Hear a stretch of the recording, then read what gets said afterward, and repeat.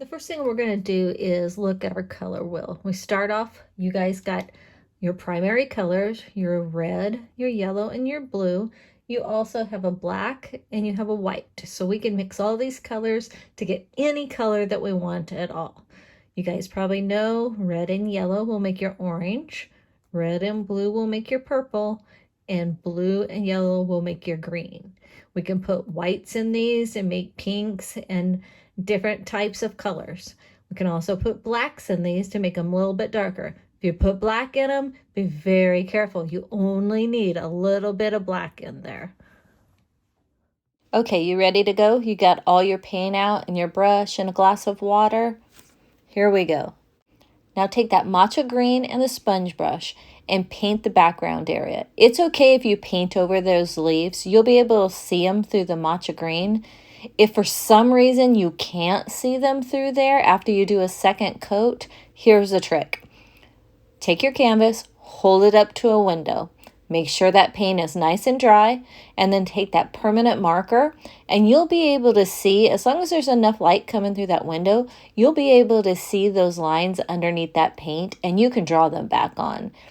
After you draw them back on, make sure that that permanent ink dries really good before you start over.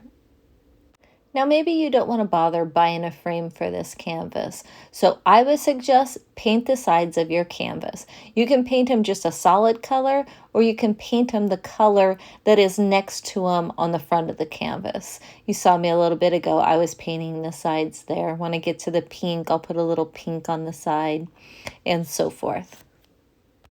Go ahead and give the background 2 coats of paint. Pause video, get caught up, and let it dry. Into making that flamingo pink.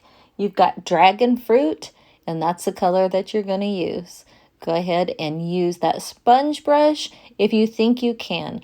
I like to use the biggest brush possible. That way I can get the work done pretty fast. If you're not comfortable using the big brush, you can always use it in some of the bigger areas and then leave some of the tight areas for that little brush. See, that's what I'm doing there. I've got that top of that head. See how I just left a little bit of it? Don't worry about getting on those black lines. That's fine, because we're going to put those back in later on. Now I should mention, make sure you turn your painting in the direction that's easiest for you to paint. I might not do it as much as I should on video because I'm trying to keep it upright as much as possible, but you go ahead and turn it the best way you can so you can paint. Also, remember, don't get your hand in that paint. This is a good time to get that smaller brush. I just have a few areas that I need to paint in there with the smaller brush. Take your time. It's not a race. Pause video, get caught up, and let it dry. You're definitely going to want to use your smaller brush in these areas. Go ahead and grab that lemon yellow and do that area right above the beak, and then you can do the center part of the flower. Pause the video, get caught up, and let it dry. I could do the beak black, but I want to be a little bit different. So I'm going to take that bluegrass green, that's that darker green, and I'm going to mix just a little bit of black in there. I think I end up doing about 3 pea-sized drops. I want it to look dark. I just want it to have just a hint of that color in it. Black kind of looks flat sometimes when it's by itself. That's why I wanted to put some extra color in there. Well, it looks like I forgot to hit play whenever I was painting the beak.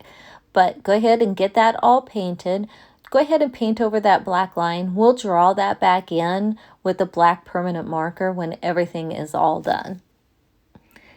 Also, you might notice I drew the leaves back in. Remember, I told you to put the canvas up to a bright window and you'll be able to see those lines if you lost them. I lost a little bit of my lines. Now I've also got that bluegrass green, and I'm going into the leaves with the bluegrass green. You're definitely probably going to need 2 coats of this. Get that all done. This would be a good time to use that small brush and turn the canvas as much as you possibly need to. Since that brush is flat on the end, see how I just set it down there? And I get a nice straight line. If I need to, I can use the edge of the brush or the tip of one side of it if I'm trying to get in a nice tight area. Definitely use your brush to your advantage. It's straight and those lines are straight, and you can get a nice line painted on there. I want to mix up an orange color. Now I had that dragon fruit and a little bit of white, and that made that lighter pink. And then I'm adding some yellow in it. That's going to make me a pastel color orange. That's what I want the flower to be. If your leaves aren't dry, make sure you keep your hands out of them. Otherwise, maybe just wait until they're dry. All I'm going to do here is really carefully paint in that flower. Remember, you don't have to worry a lot about those black lines. You can get some paint on them. We're going to put them back in.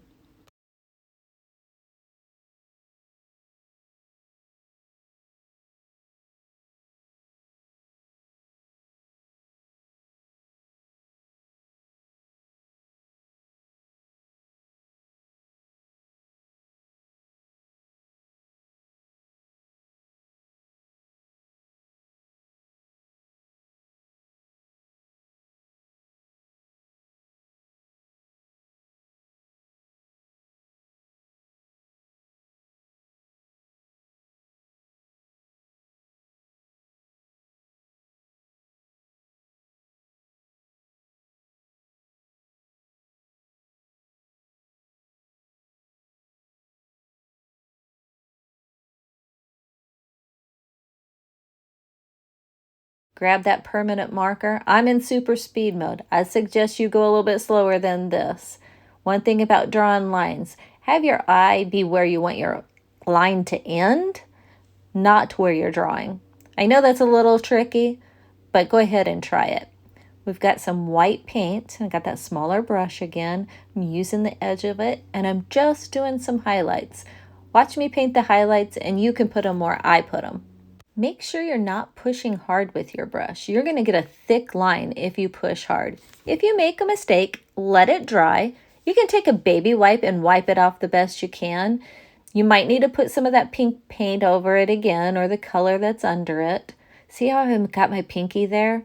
I'm resting my pinky on the canvas, and that steadies my hand. This is another time to turn your canvas if you need to.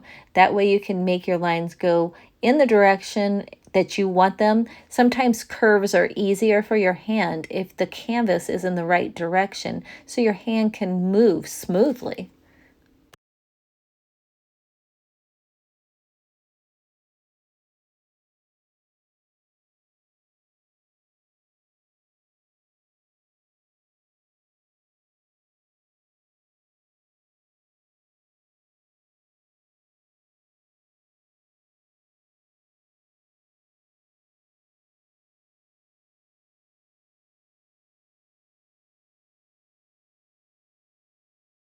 Thanks so much for painting along with me. Please subscribe and like this video.